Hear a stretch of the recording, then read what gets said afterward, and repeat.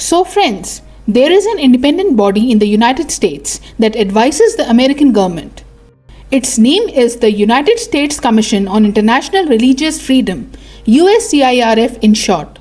This body has recently released a report which has created massive controversy. USCIRF released a report stating that sanctions should be imposed on two Indian entities, RSS and RNAW. RSS or Rashtriya Swayamsevak Sangh is an organization that promotes Hindutva. It promotes Hindu nationalism. RSS aims to unite Hindus and build a strong Hindu society. It wants to make India a Hindu nation. On the other hand, RNAW or the Research and Analysis Wing is India's external intelligence agency. Just like the CIA in the US, MI6 in the UK and Mossad in Israel, India has RNAW.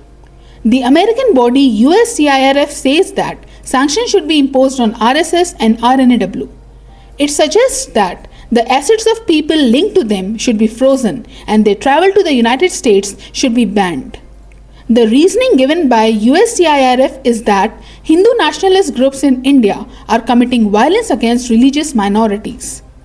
USCIRF believes that due to the strong ideological influence of RSS-linked individuals or entities, such policies are being made in the country that are against minorities. It also claims that RNAW is carrying out intelligence operations on foreign soil against Khalistani separatists. Therefore, USCIRF is demanding sanctions against RNAW as well for such intelligence activities. USCIRF claims that it monitors religious freedom around the world. It evaluates different countries and releases a report every year based on that. And based on this, it recommends which countries should face sanctions. It also suggests where diplomatic pressure should be applied. It recommends which countries should be placed on a watch list. Remember, USCIRF itself cannot impose sanctions. It only advises the American government on where sanctions should be imposed. Now, in its 2026 report, it has advised that sanctions should be imposed against Indian entities RSS and RNAW. In its report, USCIRF has claimed that religious freedoms declined in India in 2025. It believes that attacks and discrimination against religious minorities like Christians and Muslims have taken place in India. It also says that certain policies and laws have been introduced that adversely affect religious minorities. Therefore, USCIRF is advising the American government to designate India as a country of particular concern. For your information, this label is used for countries where serious violations of religious freedom are taking place. USCIRF wants this label to be applied to India and sanctions to be imposed on RSS and RNAW. Friends, this is a very unusual recommendation. This is because sanctions are being suggested against the foreign intelligence agency of a major democracy. The Research and Analysis Wing is India's external intelligence agency. It directly reports to the Prime Minister's office. It does not come under any ministry. It protects India's strategic interests abroad. And serious and sensitive accusations are being made against this agency. Naturally, a strong reaction was expected from India. India has completely rejected the USCIRF report. India says that this report presents a distorted and biased picture of the country. It claims that serious allegations have been made based on selective and questionable sources. India says this is a direct attempt to interfere in its internal affairs. The way India has been portrayed in this report has been categorically rejected by the Indian government. USCIRF has a history of targeting India unfairly. It has repeatedly done so in the past. It ignores attacks on Hindus and the Indian diaspora abroad. India considers it a biased organization. Through its reports, it is trying to create human rights pressure on India.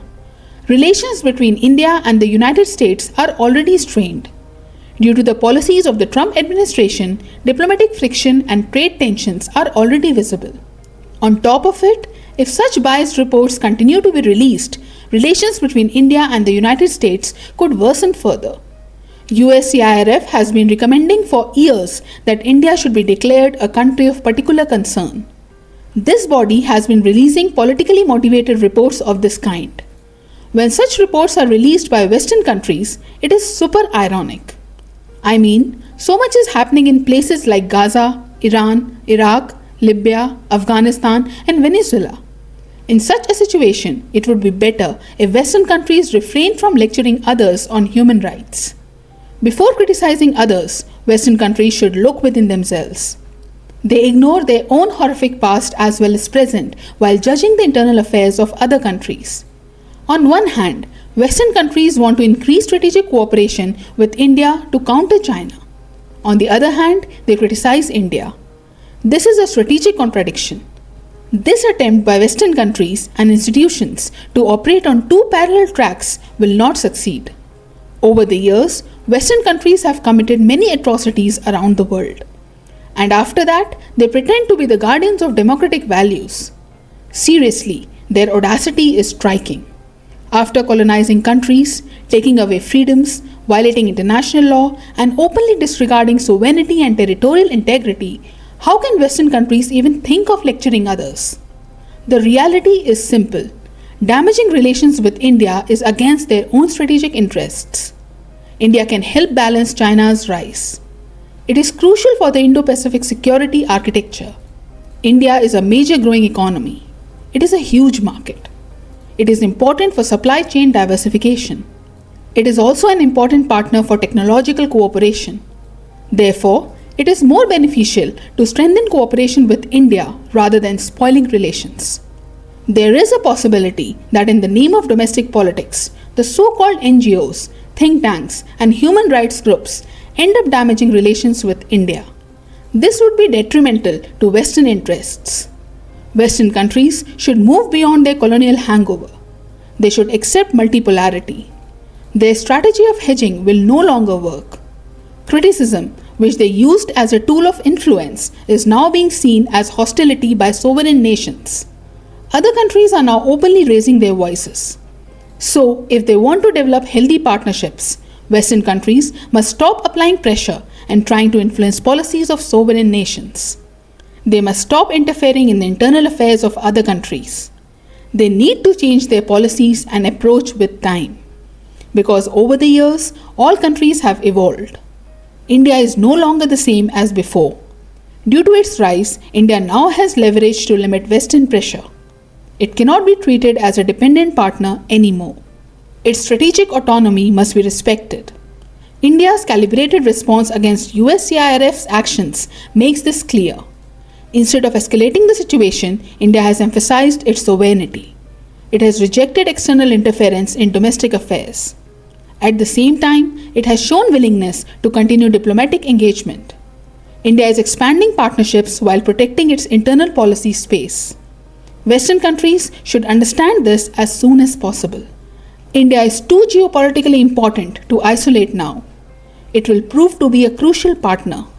And yes, when it comes to human rights, Western countries should sit that one out.